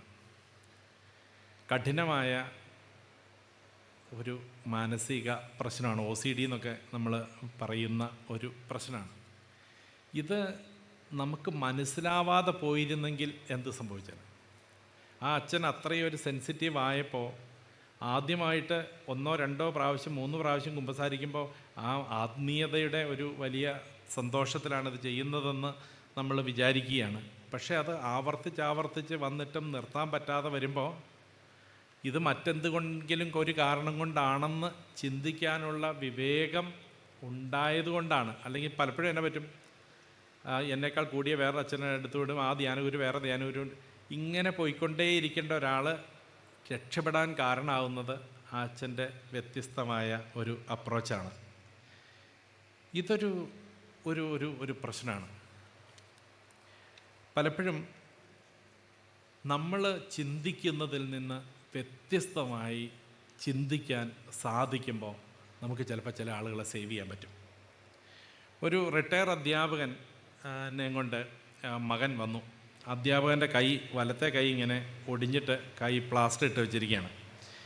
അപ്പം അവിടെ കൊണ്ടുവന്നിരുത്തി നല്ല ചിരിച്ച്, എൻ്റെ 79 വയസ്സുണ്ട്, പക്ഷേ നല്ല സുന്ദരനായ ചിരിച്ച് ഭംഗിയായിട്ട് ചിരിച്ചിരിക്കുകയാണ് ഈ അപ്പച്ചൻ. അപ്പം ഞാൻ ചോദിച്ചു, എന്താണ് ഇപ്പോൾ കൊണ്ടുവന്നതെന്ന് ചോദിച്ചു. അപ്പോൾ പറഞ്ഞു, അമ്മ മരിച്ചുപോയി എന്ന് പറഞ്ഞു. അപ്പോൾ അമ്മ മരിച്ചതിൻ്റെ സങ്കടം മാറ്റാൻ കൗൺസിലിങ്ങിന് കൊണ്ടുവന്നാണെന്ന് ഞാൻ ആദ്യം വിചാരിച്ചു. എന്നിട്ട് പറഞ്ഞു, അമ്മ മരിച്ചിട്ട് 1.5 വർഷം കഴിഞ്ഞു. ഓക്കെ, ഇപ്പം എന്താ പ്രശ്നം? അപ്പോൾ അയാൾ പറഞ്ഞു, ഈ അമ്മ മരിച്ചതിന് ശേഷം അപ്പച്ചൻ്റെ സ്വഭാവത്തിൽ വലിയ പ്രശ്നമാണ്. എന്താണ് പ്രശ്നം? പുറത്ത് മിണ്ടാൻ കൊള്ളൂലാത്ത പ്രശ്നമാണ്. അത് അച്ഛൻ എന്നെ കൊണ്ട് പറയിക്കരുത്. അപ്പം ഞാൻ പറഞ്ഞു, അത് സാരമില്ല, എന്നാലും ഒന്ന് അറിയട്ടെ. അപ്പം പറഞ്ഞു, ലൈംഗികപരമായ പ്രശ്നമാണ്, ഇപ്പം കാണുന്ന സ്ത്രീകളെ എല്ലാം കയറി പിടിക്കുകയാണ്, എല്ലാ സ്ത്രീകളെയും അങ്ങനെ ഉപയോഗിക്കാനുള്ള താല്പര്യം വരികയാണ്. എൻ്റെ ഭാര്യയെ കയറി പിടിച്ചപ്പം ഞാനൊന്ന് പ്രയോഗിച്ചതുകൊണ്ടാണ് ഈ കൈ ഇങ്ങനെ സഞ്ചിക്കകത്തിട്ടേക്കണേ എന്ന് പറഞ്ഞു. അപ്പം ഞാൻ പറഞ്ഞു, ഈ 1.5 വർഷമായിട്ടുള്ള ബാക്കി ഏതെങ്കിലും ബിഹേവിയർ ഇഷ്യൂസ് ഉണ്ടോ എന്നെല്ലാം ചോദിച്ചു. അപ്പം പ്രധാനമായിട്ടുള്ളത് ഈ ഒരു ലൈംഗികപരമായ ഒരു വിവേചനശേഷി ഇല്ലായ്മയാണ് എന്ന് മനസ്സിലായി. പക്ഷേ ഞാൻ അയാളുടെ ചരിത്രം പരിശോധിച്ചപ്പം വളരെ സത്യസന്ധനും ഭക്തനുമായ ഒരു മനുഷ്യനാണ്. സ്കൂളിൽ പഠിപ്പിച്ചിരുന്നു, സൺഡേ സ്കൂളിൽ അധ്യാപകനായിരുന്നു. പക്ഷേ 1.5 വർഷമായിട്ട് സ്വഭാവത്തിൽ ഗൗരവമായ വ്യത്യാസം. ഞാൻ ചോദിച്ചു, ഓർമ്മക്കുറവുണ്ടോ? ഒരു കുറവുമില്ലെന്നാണ്. വളരെ കാറ്റഗോറിക്കലായിട്ട് പറഞ്ഞു, ഒരു കുറവില്ല. ഞാൻ ഓർമ്മയുടെ പരിശോധന ചിലത് നടത്തിയപ്പം ചെറിയ വ്യത്യാസങ്ങളൊക്കെ ഉണ്ട്. വലിയ വ്യത്യാസങ്ങളൊന്നും ഇല്ലെങ്കിലും ചെറിയ ഓർമ്മക്കുറവിൻ്റെ ലക്ഷണങ്ങളൊക്കെ ഉണ്ട്. ഞാൻ പറഞ്ഞു, ഈ മനുഷ്യനെ നമുക്കൊന്ന് MRI ചെയ്യണം എന്ന് പറഞ്ഞു. അയാൾ പറഞ്ഞു, അച്ഛൻ വിചാരിക്കുന്ന പോലെ ഡിമെൻഷ്യ ഒന്നുമല്ല, അപ്പച്ചൻ ഇപ്പോഴും നന്നായിട്ട് അറിയാം ഏതൊക്കെ ബാങ്കിൽ എത്ര രൂപയുണ്ടെന്നും അതിൻ്റെ പലിശ എപ്പോൾ വരുമെന്നും കൃത്യമായിട്ട് അറിയാം, ഇതെല്ലാം പറഞ്ഞു. ഞാൻ പറഞ്ഞു, അങ്ങനെയൊക്കെ ആണെങ്കിലും നമുക്കൊന്ന് ചെയ്യണം എന്ന് പറഞ്ഞു. MRI ചെയ്തു. തലച്ചോറിൻ്റെ ഫ്രണ്ടൽ ലോബ് ഏതാണ്ട് പൂർണ്ണമായി തന്നെ നശിച്ചുകൊണ്ടിരിക്കുകയാണ്. ഡിമെൻഷ്യയാണ്. ഞാൻ അയാളെ പറഞ്ഞ് ബോധ്യപ്പെടുത്തി. MRI റിപ്പോർട്ടിൻ്റെ വെളിച്ചത്തിൽ കാര്യങ്ങൾ കൃത്യമായി പറഞ്ഞു കൊടുത്തു. ഇപ്പം ഡിമെൻഷ്യ എന്ന് പറഞ്ഞാൽ ഓർമ്മക്കുറവല്ലേ അച്ഛാ എന്നാണ് അയാളുടെ ചോദ്യം. ഞാൻ പറഞ്ഞു, ഇതാണ് നമ്മുടെ ഒരു പ്രശ്നം. ഓർമ്മക്കുറവ് മാത്രമല്ല ഡിമെൻഷ്യ. ഡിമെൻഷ്യ ബാധിക്കുന്നതനുസരിച്ച് പലതുമായിരിക്കും നമുക്ക് നഷ്ടപ്പെടുന്നത്. ഈ മനുഷ്യൻ്റെ ഫ്രണ്ടൽ ലോബിലാണ് ഡിമെൻഷ്യ വന്നത്. അത് സ്വഭാവത്തെയാണ് ബാധിച്ചത്, തിരിച്ചറിവിനെയാണ് ബാധിച്ചത്, വിവേകത്തെയാണ് ബാധിച്ചത്. അപ്പോൾ ഇത് തിരിച്ചറിഞ്ഞ ഈ പുത്രൻ ആ സെക്കൻഡിൽ അപ്പൻ്റെ മുമ്പിൽ മുട്ടുകുത്തുകയാണ്. ഏതാണ്ട് 20 മിനിറ്റ് കഴിഞ്ഞിട്ടാണ് അയാൾ ആ മുട്ടെ കുത്തുന്ന അയാളെ എനിക്ക് എഴുന്നേൽപ്പിക്കാൻ സാധിച്ചത്. കുറ്റബോധം കൊണ്ട് അപ്പൻ്റെ കൈ തല്ലി ഒടിച്ച മഹാപാപിയാണ് ഞാൻ എന്ന് പറഞ്ഞ് അയാൾ ആ മുട്ടുകുത്തിയിരിക്കുകയാണ്. ഒന്ന് ആലോചിച്ച് നോക്കണം. ആ മനുഷ്യൻ അപ്പനെ ബ്രാൻഡ് ചെയ്തു ആദ്യം കൊള്ളരുതാത്തവനെന്ന്. അമ്മ മരിച്ചപ്പോഴേക്കും എൻ്റെ മകൻ്റെ ഭാര്യയെ വേണ്ടാതീനം കാണിക്കാൻ പോയ മനുഷ്യനെന്ന ബ്രാൻഡിങ്ങിലാണ് അപ്പനെ കാണുന്നത്. അപ്പൻ്റെ കൈ തല്ലി ഒടിച്ച ദുഷ്ടനായ മനുഷ്യൻ എന്ന പേരിലാണ് മകനെ എൻ്റെ വാതിക്കൽ നിന്ന നേഴ്സ് കണ്ടത്. ഇവർ 2 പേരും ഇരുന്ന് കരയണ കണ്ടപ്പോൾ മൂന്നാമത് മറ്റൊരാൾക്ക് തോന്നുന്നത് എത്ര നല്ല മനുഷ്യർ എന്നാണ്. ചില സഹായങ്ങൾ, ചില തിരിച്ചറിവുകൾ മനുഷ്യനെ കണ്ടെത്താൻ നമ്മെ പ്രേരിപ്പിക്കും എന്ന് മറന്നു പോകരുത്. നമ്മൾ വളരെ സൂപ്പർഫിഷ്യലായിട്ടാണ് മനുഷ്യരെ കാണുന്നത്. നമ്മുടെ ഭാര്യയെ ചിലപ്പോൾ അങ്ങനെയായിരിക്കും കാണുന്നത്, നമ്മുടെ മക്കളെ ചിലപ്പോൾ അങ്ങനെയായിരിക്കും കാണുന്നത്, നിഷേധിയായ മനുഷ്യൻ. പക്ഷേ അതിന് കാരണമാകുന്ന മറ്റെന്തോ അവനിലുണ്ടോ എന്നുള്ളൊരു ജിജ്ഞാസ നമുക്കുണ്ടെങ്കിൽ ചിലപ്പോൾ ആ മനുഷ്യനെ നമുക്ക് സേവ് ചെയ്യാൻ പറ്റും. എന്നെ കർത്താവിൻ്റെ 2ാമത്തെ ന്യായവിധിയിൽ കർത്താവ് നീ അങ്ങനെ ചെയ്തിട്ടുണ്ടോ ഇങ്ങനെ ചെയ്തിട്ടുണ്ടോ എന്നൊക്കെ ചോദിച്ച് നമ്മളെ ന്യായം വിധിക്കും എന്ന് നമ്മളോട് പറയുമ്പോൾ ഇതൊക്കെ കണ്ടില്ലെങ്കിലായിരിക്കും ചിലപ്പോൾ ന്യായവിധി എന്ന് വിശ്വസിക്കുന്ന ആളാണ് ഞാൻ. വൈദ്യനാകാനാണ് കർത്താവ് പറയുന്നത്. ഞാൻ രോഗങ്ങളെ സൗഖ്യമാക്കുന്ന വൈദ്യനാകുന്നു എന്നാണ് കർത്താവ് പറയുന്നത്. ഞാൻ ജീവൻ്റെ സമൃദ്ധി നൽകുന്ന ജീവനാകുന്നു എന്നാണ് പറയുന്നത്. ഇവിടെ വൈദ്യനാകുവാൻ നമുക്കാകുമോ? നമ്മുടെ മുമ്പിൽ വ്യത്യസ്തതയുള്ള മനുഷ്യരെ കാണുമ്പോൾ അവരെ ബ്രാൻഡ് ചെയ്ത് വൃത്തികെട്ടവനെന്നും കുഴപ്പക്കാരെന്നും ആഭാസനെന്നും തെമ്മാടിയെന്നും ബ്രാൻഡ് ചെയ്യാനുള്ള വ്യഗ്രത നമ്മുടെ മനസ്സിൽ വല്ലാതെ ഉണ്ടാകുമ്പോൾ നമുക്കൊന്ന് മാറി ചിന്തിക്കാൻ, അവനിലെ മനുഷ്യനെ കണ്ടെത്താൻ നമുക്കാവുമോ എന്ന് ഒന്ന് ചിന്തിക്കാൻ നമുക്ക് സാധിക്കാം. ഞാനെപ്പോഴും ചിന്തിക്കാറുള്ളൊരു ചിന്തയാണ്, ന്യായാധിപനാവാതിരിക്കാൻ നമുക്ക് സാധിക്കുമോ?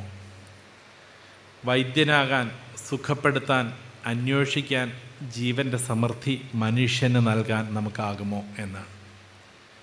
ഒരിക്കലൊരു സ്ത്രീ ഭർത്താവിനെയും കൊണ്ട് എന്നെ കാണാൻ വന്നു. അയാൾ അടുത്തുള്ള ഒരു ആശുപത്രിയിൽ നിന്ന് ഡിസ്ചാർജ് ചെയ്ത് വന്നാണ്. എന്താണ് കുഴപ്പം എന്ന് ചോദിച്ചപ്പം ട്രെയിനിൽ നിന്ന് ചാടി ആത്മഹത്യയ്ക്ക് ശ്രമിച്ചതാണ് എന്ന് പറഞ്ഞു. ഈ സ്ത്രീ ഒരു സ്കൂൾ ടീച്ചറാണ്. ഇയാൾ KSRTCയിലെ ഒരു ഉദ്യോഗസ്ഥനായിരുന്നു. രണ്ടുപേരും റിട്ടയറായി. ഈ സ്ത്രീ കഥ പറയാണ്. അച്ഛൻ ക്ഷമയോടെ എൻ്റെ കഥ കേൾക്കണമെന്നും പറഞ്ഞാണ് കഥ പറയുന്നത്. ഞാൻ ചുരുക്കി പറയാം. ഇയാൾ നല്ല ആരോഗ്യമുള്ള സമയത്ത് സ്ഥിരം മദ്യപാനിയായിരുന്നു. ധൂർത്തടിച്ചും കള്ളു കുടിച്ചും പിന്നെ മറ്റ് സ്ത്രീകളുമായിട്ടുള്ള ബന്ധത്തിലും കാശ് മുഴുവൻ നശിപ്പിച്ചു. വീടിന് ഒരു ഉപകാരം ഉണ്ടായില്ല. ഈ സ്ത്രീ ജോലി ചെയ്ത് കുഞ്ഞുങ്ങളെ ഇങ്ങനെ പോറ്റി പുലർത്തി കുടുംബം മുമ്പോട്ട് കൊണ്ടുപോയിക്കൊണ്ടിരുന്നു. ഈ കഥ ഇങ്ങനെ ഓരോ തവണയും ഒരു സ്ത്രീയുടെ അടുത്ത് പോയി അവിടെ ജീവൻ തുടങ്ങി അയാളെ ഇങ്ങനെ രക്ഷിച്ചുകൊണ്ട് വന്നു. ഇങ്ങനെ ഒരു കഥ പറഞ്ഞു, രണ്ടാമത്തെ കഥ പറഞ്ഞു, മൂന്നാമത്തെ കഥ പറഞ്ഞപ്പോൾ ഞാൻ ചോദിച്ചു, നിങ്ങൾക്ക് വേറെ പണിയൊന്നും ഇല്ലായിരുന്നോ എന്ന് ചോദിച്ചു. ആ സ്ത്രീയെ രൂക്ഷമായിട്ടൊന്ന് നോക്കി. പിന്നെയും കഥ പറഞ്ഞു. നാലാമത്തെ രക്ഷിക്കൽ കഴിഞ്ഞപ്പോൾ ഞാൻ ചോദിച്ചു, ഞാൻ പതുക്കെ എനിക്ക് ഭയങ്കര അസ്വസ്ഥത തോന്നി, പയ്യൊന്ന് എഴുന്നേറ്റു, നിങ്ങൾക്ക് ഇത് തന്നെ പണിയുള്ളൂ എന്ന് ചോദിച്ചു. അപ്പോൾ ആ സ്ത്രീക്ക് ദേഷ്യം വന്നു കലശലായിട്ട്. അച്ഛൻ യേശു ക്രിസ്തുവിൻ്റെ പുരോഹിതനല്ലേ? അച്ഛൻ കന്യാസ്ത്രീ അമ്മയെ കണ്ടിട്ടില്ലേ? ഇതൊക്കെയായി അവരുടെ ചോദ്യം. ആ മനുഷ്യനെ രക്ഷപ്പെടുത്തുക എന്നുള്ളതാണ് ആ സ്ത്രീയെ എൻ്റെ അടുത്ത് വരുമ്പോഴും ആവശ്യപ്പെടുന്നത്. ശരിയാണ്, ക്ഷമതയോടെ അവധാനതയോടെ പലവട്ടം അന്വേഷിച്ചപ്പോൾ ആ മനുഷ്യനിലെ സൈക്യാട്രി പ്രോബ്ലത്തിലേക്ക് തന്നെ ഞാൻ തിരിച്ചു ചെന്നു. ബൈപ്പോളർ അഫക്റ്റീവ് ഡിസോർഡർ എന്ന് പറയുന്ന എപ്പിസോഡിക്കായിട്ടുണ്ടാവുന്ന ഉന്മാദ വിഷാദ രോഗമായിരുന്നു. ആ ഉന്മാദ രോഗത്തിൻ്റെ സമയത്തൊക്കെയാണ് ഇയാൾ ഇത്രയും കുരുത്തക്കേട് കാണിച്ചുകൊണ്ടിരുന്നത്. അപ്പോൾ ആ സ്ത്രീയുടെ കരുത്ത് പോലും ഇല്ലാത്ത ഒരു മനഃശാസ്ത്രജ്ഞനായ അച്ഛനായി പോയല്ലോ ഞാൻ എന്ന് വിചാരിച്ച് അയാളുടെ ട്രീറ്റ്മെൻറ്റിൻ്റെ ഒരു സമയമായപ്പോഴേക്കും എനിക്ക് കുറ്റബോധം വന്നു തുടങ്ങി. ചിലപ്പോഴൊക്കെ നമ്മളെ ഇങ്ങനെയുള്ള മനുഷ്യരാണ് സ്പർശിക്കുന്നത്. ഒരു വിവരവും ഇല്ലല്ലോ എന്ന് നമുക്ക് തോന്നുന്ന ചില ആളുകൾ. അപ്പോൾ വേദപുസ്തകം വായിക്കുമ്പോൾ, വേദപുസ്തകം പഠിക്കുമ്പോൾ, സുവിശേഷ പ്രസംഗങ്ങൾ കേൾക്കുമ്പോൾ, ആരാധനയിൽ സംബന്ധിക്കുമ്പോൾ അത് ട്രാൻസ്ലേറ്റ് ചെയ്യാൻ നമുക്കാവണം എന്നുള്ളതാണ് എൻ്റെ ഒരു അഭ്യർത്ഥന. നമ്മിൽ നിന്ന് വ്യത്യസ്തരായ ആളുകളെ ബ്രാൻഡ് ചെയ്ത് അവസാനിപ്പിക്കാതെ അവരെ ഒന്ന്, തീർച്ചയായിട്ടും പെരുമാറ്റം കാണുമ്പോൾ പള്ളിയിൽ നിന്ന് ഇറക്കി വിടാൻ തോന്നുന്ന ആളുകളാണെങ്കിലും അവരുടെ പിന്നാലെ പോയി അവരെ ഒന്ന് മനസ്സിലാക്കാൻ നമുക്ക് സാധിച്ചാൽ, അങ്ങനെ മനസ്സിലാക്കാൻ ശ്രമിക്കുന്ന ഒരു കുടുംബം അയാളുടെ കൂടെ ഉണ്ടെന്ന് തിരിച്ചറിയുമ്പം അവരുടെ കൂടെ ഒന്ന് നിന്നു കൊടുക്കാൻ നമുക്കായാൽ ഒത്തിരി കുടുംബങ്ങളിൽ ജീവൻ്റെ സമൃദ്ധിയുണ്ട്. ഞാൻ വന്നത് രോഗികളെ സന്ദർശിക്കാനും സുഖപ്പെടുത്താനുമാണ്. രോഗികൾക്കല്ലാതെ വൈദ്യനെ കൊണ്ട് ആവശ്യമില്ല. ഈ വചനം വീണ്ടും വീണ്ടും നമ്മുടെ മനസ്സിലുണ്ടാവട്ടെ. നമ്മുടെ മുമ്പിലുള്ളവരെ സൗഖ്യമാക്കാൻ, നമ്മുടെ മുമ്പിൽ വരുന്ന ആളുകളുടെ വ്യത്യസ്തതകളെ, അവരിലെ നിലവിളിയെ കേൾക്കാൻ നമുക്കാവണം. ചിലപ്പോൾ ഈ നിലവിളി കേൾക്കാൻ നമുക്ക് ചിലപ്പം ഒരു തവണയെ സാധിച്ചെന്ന് വരുള്ളൂ, രണ്ടാമതൊന്നോട് സാധിച്ചെന്ന് വരില്ല. 3 മാസം മുമ്പ് എനിക്ക് രാത്രി 2 മണിയായപ്പോൾ ഒരു ഫോൺ കോൾ വന്നു. സൗദി അറേബ്യയിൽ നിന്നാണ് ഞാൻ വിളിക്കുന്നത്. ഞാൻ പണ്ട് 9 വർഷങ്ങൾക്ക് മുമ്പ് അച്ഛൻ്റെ പേഷ്യൻ്റായിരുന്നു. അതിനുശേഷം ഇപ്പോൾ അവിടെ മരുന്ന് ഞാൻ ഇപ്പോഴും കഴിക്കുന്നുണ്ടായിരുന്നു. കഴിഞ്ഞ 4 മാസം മുമ്പ് ഞാൻ സൗദി അറേബ്യയിൽ വന്നു. അതിനുശേഷം ഞാൻ 3 മാസത്തെ മരുന്നുകൊണ്ടാണ് വന്നത്. ഇപ്പോൾ 1 മാസമായിട്ട് മരുന്നില്ല. അപ്പോൾ എനിക്ക് ആളുകൾ എന്നെ പറ്റി ചുറ്റും നിന്ന് സംസാരിക്കുന്നതായിട്ട് തോന്നുന്നു.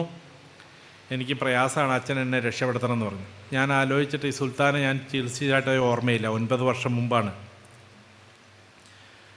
ഞാൻ പറഞ്ഞു, നീ ഇമ്മീഡിയറ്റ് ആയിട്ട് അടുത്തുള്ള സൈക്യാട്രിക് ഹോസ്പിറ്റലിൽ പോകണമെന്ന് ഞാൻ പറഞ്ഞു. അവസാനം ഒരുവിധം ഫോൺ വെച്ചു. ഒരു നല്ല ഉറക്കത്തിൻ്റെ സമയത്ത് അർത്ഥബോധത്തിലാണ് അവനോട് സംസാരിച്ചത്. പിറ്റേ ദിവസം ഞാൻ ഈ സംഭവം മറന്നുപോയി. പിറ്റേ ദിവസവും രാത്രി 2 മണിക്ക് വീണ്ടും വിളിച്ചു. ഇതേ മനുഷ്യൻ, വീണ്ടും ഇതേ ആവശ്യം. നീ എന്തുകൊണ്ട് ആശുപത്രി പോയില്ല എന്ന് പറഞ്ഞ് ഞാൻ വഴക്ക് പറഞ്ഞു. അന്നും ഫോൺ അവസാനിപ്പിച്ചു. അതിൻ്റെ പിറ്റേ ദിവസം വീണ്ടും ഇതേപോലെ 3 മണിയായപ്പോൾ ഫോൺ വന്നു. ആവർത്തിച്ച് 2-3 തവണ അവൻ എന്നെ വിളിച്ചു. ആദ്യത്തെ തവണ വിളിച്ചപ്പോൾ തന്നെ, നീ ആശുപത്രി പോയോ? ഇല്ല. ഞാൻ വഴക്ക് പറഞ്ഞ് ഫോൺ കട്ട് ചെയ്തു. പിന്നെ അവൻ വിളിച്ചു. ഞാൻ വീണ്ടും, നിന്നോട് ഞാൻ പറഞ്ഞില്ലേ എന്ന് ചോദിച്ചു. ക്രോധഭാവത്തിൽ അവനോട് വർത്തമാനം പറഞ്ഞു. 3ാമത് വിളിച്ചു. ഞാൻ വീണ്ടും ഇനി എന്നെ വിളിക്കരുതെന്ന് പറഞ്ഞു. പിറ്റേ ദിവസം ഞാനിതെല്ലാം മറന്ന് പിറ്റേ ദിവസം ആശുപത്രിയിൽ ചെല്ലുമ്പോൾ ഈ സുൽത്താൻ്റെ ബാപ്പായുടെ അനിയൻ എന്നെ കാണാൻ അവിടെ നിൽക്കുകയാണ്. എന്നോട് പറഞ്ഞു, സുൽത്താൻ ആത്മഹത്യ ചെയ്തു. ഞാൻ നടുങ്ങിപ്പോയി. കഴിഞ്ഞ രാത്രിയിൽ അവൻ ആത്മഹത്യ ചെയ്തു. ഏതാനും മണിക്കൂറുകളേ ആയുള്ളൂ. പോലീസ് ബോഡി മാറ്റി. പക്ഷേ ബോഡി നാട്ടിലേക്ക് കൊണ്ടുവരാൻ സാമ്പത്തിക ശേഷിയില്ല. അവിടെ അടക്കണമെങ്കിൽ ഇവിടെ ട്രീറ്റ്മെൻറ്റിലായിരുന്നു എന്ന സർട്ടിഫിക്കറ്റ് വേണം. ഇതാണ് ആവശ്യം.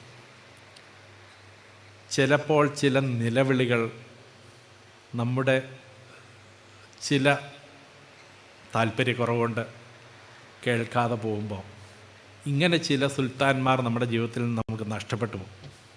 ഒന്ന് ആലോചിച്ച് നോക്കണം. ആ മനുഷ്യൻ 9 വർഷത്തിന് ശേഷം, അത് ഞാൻ ഫയലെടുത്ത് നോക്കിയപ്പോൾ എല്ലാം എനിക്ക് ഓർമ്മ വന്നു. അവന് 9 വയസ്സിൽ എന്നെ കാണാൻ വന്നാണ്. 9 വയസ്സ് മുതൽ 16 വയസ്സ് വരെ ഞാൻ അവനെ ചികിത്സിച്ചതിൻ്റെ രേഖ അവിടെയുണ്ട്. 14 വയസ്സ് വരെ 5 കൊല്ലം. അതിനുശേഷം ആൾ വന്നിട്ടില്ല. 2019 ശേഷം വന്നിട്ടേ ഇല്ല. പക്ഷെ ഓർക്കണം, അതിന് ശേഷം ഒരു നിലവിളിയിൽ ഞാൻ കുറച്ചുകൂടെ ഒന്ന് ആശ്വസിപ്പിച്ചിരുന്നെങ്കിൽ, ഒരുപക്ഷെ ഈ ഫയലൊന്ന് തപ്പിയെടുത്ത് അവൻ്റെ വീട്ടിലൊന്ന് വിവരം അറിയിച്ച് അവനെ ഒന്ന് ആശുപത്രി കൊണ്ടുപോകാൻ സാധിച്ചിരുന്നെങ്കിൽ ഇന്ന് 24-കാരനോ 25-കാരനോ ആയ ആ സുൽത്താൻ ജീവനോടെ ഉണ്ടാകുമായിരുന്നു. ഇതുപോലെ മിസ്സായി പോകുന്ന എത്ര ജീവിതങ്ങൾ നമ്മുടെ ഇടയിലുണ്ട്. നമ്മൾ പറഞ്ഞ ഒരു കമൻ്റ് കൊണ്ട് മനസ്സ് തകർന്നു പോയവരാവാം. നമ്മളുടെ ഒരു ശ്രദ്ധക്കുറവ് കൊണ്ട് മദ്യത്തിൽപ്പെട്ട് ഇല്ലാതായി പോയവരാവാം. നമ്മുടെ ഒരു പരിഗണന കൊണ്ട് നമുക്ക് രക്ഷിക്കാമായിരുന്ന എത്രയോ പേര് നമുക്ക് ചുറ്റുമുണ്ട്. ഞാൻ വേദപുസ്തകം വായിക്കുന്നത് ഇങ്ങനെയുള്ള മനുഷ്യരുടെ ഇടയിലാണ്. എനിക്ക് ജീവിതത്തിന് അർത്ഥം തരുന്നത് ഈ മനുഷ്യരെ കണ്ടെത്തുമ്പോൾ മാത്രമാണ്. ഇങ്ങനെ നമ്മൾ ശ്രദ്ധിക്കുമ്പോഴും കൈവിട്ടു പോകുന്ന ജീവിതങ്ങളെ കണ്ട് മനസ്സ് വേദനിക്കുമ്പോഴാണ്. നമ്മൾ ഓർക്കണം, നമ്മുടെ മുമ്പിലുള്ള വ്യത്യസ്തതകളുടെ ആളുകൾ നിങ്ങളുടെ ശ്രദ്ധയും പരിഗണനയും ആഗ്രഹിച്ചുകൊണ്ട് കരയുന്നവരാണെന്ന് ഓർക്കണം. തീർച്ചയായിട്ടും നമ്മിൽ നിന്ന് വ്യത്യസ്തരായവരെ തിരസ്കരിച്ച് കളയരുത്. വേദപുസ്തകം അവരെ വിധിക്കാനും മാറ്റി നിർത്താനുമുള്ള ഉപകരണമാവരുത്. സ്വീകരിക്കാനും അവരെ മനസ്സിലാക്കാനുള്ള, അവരെ സ്വസ്ഥമാക്കാനുള്ള ശക്തി നമുക്കുണ്ടാവണം. എൻ്റെ മനസ്സിലെന്നും ഞാൻ സ്നേഹിക്കുന്ന ചില മനുഷ്യരുണ്ടിങ്ങനെ. ചില സ്കൂൾ അധ്യാപകരായിരിക്കാം, ചിലപ്പോൾ ഒരു വിവരവും ഇല്ലെന്ന് നമുക്ക് തോന്നുന്ന ചില സ്ത്രീകളാവാം. ഇവരൊക്കെ വലിയ സ്വാധീനം അവരുടെ ജീവിക്കുന്ന ഇടങ്ങളിൽ അവർ പുലർത്തിയിട്ടുണ്ടെന്നുള്ളത് ആണ് അവരെ ഞാൻ സ്നേഹത്തോടെ ഓർക്കാൻ കാരണം. നമുക്കും ഇങ്ങനെയുള്ള ആളുകളെ കാണുമ്പോൾ അവർ നമുക്ക് പറഞ്ഞ് രസിക്കാനുള്ള സംഗതികളല്ലെന്ന് നമ്മുടെ മനസ്സിലേക്ക് ഓർമ്മ വരട്ടെ. നമ്മുടെ വർത്തമാനവും നമ്മുടെ പെരുമാറ്റവും അവരെ പോസിറ്റീവായിട്ട് മാത്രം സ്വാധീനിക്കുന്ന ഒന്നായി തീരാനുള്ള മനഃപൂർവമായ ശ്രമം നമ്മുടെ ഭാഗത്തുണ്ടാവട്ടെ. എങ്കിൽ മാത്രമേ നമുക്ക് കർത്താവിൻ്റെ സുവിശേഷം പറയാൻ പറ്റുന്നുള്ളൂ. നമ്മൾ പറയുന്നതൊക്കെയാണ് സുവിശേഷം. അത് വേദപുസ്തകം കോട്ട് ചെയ്തില്ലെങ്കിലും നമ്മൾ പറയുന്നതാണ് സുവിശേഷം. നമ്മൾ പറയുന്നതിലുണ്ട് ഒരാൾ രക്ഷപ്പെടണം. ഒരിക്കലൊരു ആശുപത്രിയുടെ മുമ്പിൽ ഞാൻ വണ്ടി പാർക്ക് ചെയ്തിട്ട് ഇറങ്ങി വരുമ്പോൾ ഒരു കൊച്ചു പയ്യൻ എൻ്റെ അടുത്ത് ഓടി വന്നിച്ച് പറഞ്ഞു, ഞാൻ കഴിഞ്ഞ 3 ദിവസമായി ഇവിടെ വന്നു, അച്ഛൻ ലീവായിരുന്നു. അച്ഛൻ പറഞ്ഞ ഒരു കമൻ്റ് കൊണ്ടാണ് ഞാൻ രക്ഷപ്പെട്ടത് എന്ന് പറഞ്ഞ് ബുർജ് ഖലീഫയുടെ ഒരു ചെറിയ രൂപം, സ്വർണം പ്ലേറ്റഡ് ആയിട്ടുള്ള ഒരു രൂപം എനിക്ക് തന്നിട്ട് അവൻ അപ്രത്യക്ഷനായി. ഇന്നും എനിക്ക് ആ മനുഷ്യനെ കണ്ടാൽ തിരിച്ചറിയുമെന്ന് എനിക്ക് തോന്നണില്ല. 1 മിനിറ്റിൻ്റെ പകുതി സമയം പോലും അവൻ എൻ്റെ അടുത്ത് ചിലവഴിച്ചില്ല. പക്ഷേ അവന് ഞാനറിയാതെ ഞാൻ എപ്പോഴോ പറഞ്ഞ ഒരു വാക്ക് അവനെ രക്ഷിച്ചു അത്രേ. ഇതാണ് നമ്മൾ ഓരോരുത്തരിലും ക്രിസ്തു ഉണ്ടെന്ന് വിശ്വസിക്കേണ്ടതിന് കാരണം. ഞാൻ പറയുന്നത് ചിലർക്ക് ജീവൻ്റെ സമൃദ്ധിയായി മാറും. ഈ വചനം നമ്മുടെ നാവുകളിൽ എപ്പോഴും ഉണ്ടാവണം. പലപ്പോഴും ഞാൻ എപ്പോഴും പറയാറുള്ളൊരു കാര്യമാണ് എൻ്റെ ഇടവകളിലൊക്കെ, നമ്മുടെ ലിറ്റർജി പോലും ചിലപ്പോൾ നെഗറ്റീവാണ്. പലപ്പോഴും നെഗറ്റീവായിട്ടുള്ള കാര്യങ്ങൾ, അത് നരകത്തിൽ പോകാതിരിക്കാൻ, അവിടെ പോകാതിരിക്കാൻ ഇങ്ങനെ. അല്ലാതെ സ്വർഗത്തിൽ പോകാൻ വേണ്ടി തിരുശരീരം കഴിക്കാനല്ല നമ്മൾ പറയുന്നത്. നരകത്തിൽ പോകാതിരിക്കാനാണ്. കെടാത്ത നരകത്തിലും ചാകാത്ത പുഴുവിലും പോകാതിരിക്കാനാണ്. അല്ലെങ്കിൽ മഹനീയമായ സ്വർഗത്തിൽ പോകാമെന്ന് പോലും പറയാത്ത മനുഷ്യരെ, വളരെ കുറച്ച് നെഗറ്റീവാണ് നമ്മുടെ പല പ്രാർത്ഥനകളെന്ന് ചിന്തിക്കുന്ന ഒരു വ്യക്തിയാണ്. നമ്മുടെ പ്രാർത്ഥനകളിൽ മാത്രമല്ല, നമ്മുടെ പ്രവർത്തികളിലും വർത്തമാനങ്ങളിലും മറ്റുള്ളവരെ സന്തോഷിപ്പിക്കുന്ന, അവരുടെ മനസ്സിനെ ദീപ്തമാക്കുന്ന, അവരുടെ മനസ്സിനെ പ്രൊമോട്ട് ചെയ്യുന്ന പോസിറ്റീവായത് പറയാനുള്ള മനഃപൂർവ്വമായ ശ്രമം ഉണ്ടാകുമ്പോൾ നാം സുവിശേഷം പറയുക തന്നെയാണ്. അതിനുള്ള കരുത്ത്, അതിനുവേണ്ടി വ്യത്യസ്തമായി ചിന്തിക്കാനും വ്യത്യസ്തതകളുടെ ഈ ലോകത്ത് ജീവിക്കാനും നമുക്ക് സാധിക്കട്ടെ എന്ന് മാത്രമാണ് എൻ്റെ പ്രാർത്ഥന. ഞാൻ എൻ്റെ ശുശ്രൂഷയിൽ എന്നും കാത്തു സൂക്ഷിക്കുന്ന ഒരു കാര്യമാണ് ദൈവവചനം. ഓരോ മനുഷ്യനെ കാണുമ്പോഴും അവനോട് പറയുന്ന എൻ്റെ വചനം ദൈവത്തിൻ്റേതാകാനുള്ള പ്രാർത്ഥനയാണ് എനിക്കുള്ളത്. ചിലത് ദേഷ്യഭാവത്തിലാവാം, ചിലത് വളരെ സന്തോഷഭാവത്തിലാവാം. പക്ഷേ അത് ദൈവവചനമാണെന്നുള്ള ബോധ്യത്തിൽ പറയുമ്പോൾ അത് വലിയ അത്ഭുതങ്ങൾ ചെയ്യുമെന്നാണ് എൻ്റെ വിചാരം. എനിക്ക് നിങ്ങൾ ആഗ്രഹിച്ചത് പറയാൻ സാധിച്ചോ എന്നറിയില്ല. പക്ഷേ ഞാൻ പോകുന്നിടത്തെല്ലാം പറയുന്നൊരു കാര്യമുണ്ട്. നാം നമ്മുടെ മുമ്പിലുള്ള വ്യത്യസ്തതകളെ ചീത്തയായി ബ്രാൻഡ് ചെയ്യുകയല്ല വേണ്ടത്. നമുക്കിഷ്ടമില്ലാത്ത രീതിയിൽ പ്രവർത്തിക്കുകയും പെരുമാറുകയും ചെയ്യുന്നവരെ കാണുമ്പോൾ നമ്മൾ അവരെ അവോയ്ഡ് ചെയ്യുകയല്ല വേണ്ടത്. അതിന് പിന്നിലുള്ള കാരണത്തെ അന്വേഷിക്കാനും കണ്ടെത്താനും സൗഖ്യത്തിൻ്റെ വാക്കുകളും വചനങ്ങളും ശുശ്രൂഷകളും ആവാനും നമുക്ക് സാധിക്കുന്നുണ്ടെങ്കിൽ അതാണ് സുവിശേഷം. അതിന് നമ്മുടെ വൈദികർക്കും നമ്മുടെ സുവിശേഷകർക്കും വിശ്വാസിയായ ഓരോ മനുഷ്യനും സാധിക്കട്ടെ എന്ന് മാത്രമാണ് എൻ്റെ പ്രാർത്ഥന, ആശംസ. ഇത്ര വലിയ ഒരു മഹാസമ്മേളനത്തിൽ എനിക്ക് നിങ്ങളുടെ മുമ്പിൽ നിൽക്കാനുള്ള അവസരം തന്ന ഈ സഭയുടെ വലിയ മെത്രാപ്പൊലീത്തായ്ക്കും അതുപോലെ തന്നെ എല്ലാ എപ്പിസ്കോപ്പന്മാർക്കും അതുപോലെ സുവിശേഷ സംഘത്തിൻ്റെ ചുമതലക്കാരായ ആളുകൾക്കും ഒരു വാക്കിൽ നന്ദി പറയുന്നു. എല്ലാവർക്കും ദൈവത്തിൻ്റെ അളവറ്റ കരുണയും കൃപയും എപ്പോഴും ഉണ്ടാവട്ടെ എന്ന് പ്രാർത്ഥിക്കുന്നു. ദൈവം നമ്മെല്ലാം അനുഗ്രഹിക്കട്ടെ.